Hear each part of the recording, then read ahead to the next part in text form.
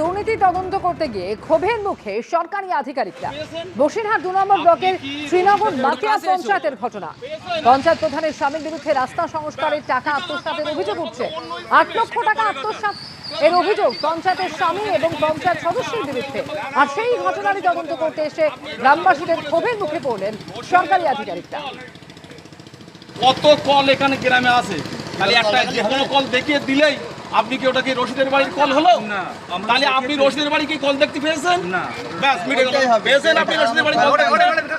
আপনি বলেন রশিদের বাড়ি কল দেখতে পেয়েছেন?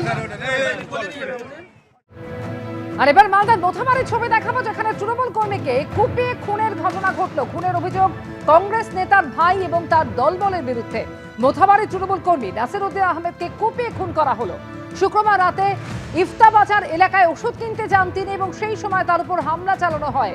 কংগ্রেস নেতা দুলাল শেখের ভাই ফিরোজ শেখের বিরুদ্ধে হামলার অভিযোগ উঠছে। ধারালো অস্ত্র দিয়ে পরপর কোপানো হয়। ঘটনাস্থলে মৃত্যু হয় নাসির উদ্দিনের। ঘটনার পর থেকেই অভিযুক্তরা ফেরার, তদন্তে পুলিশ।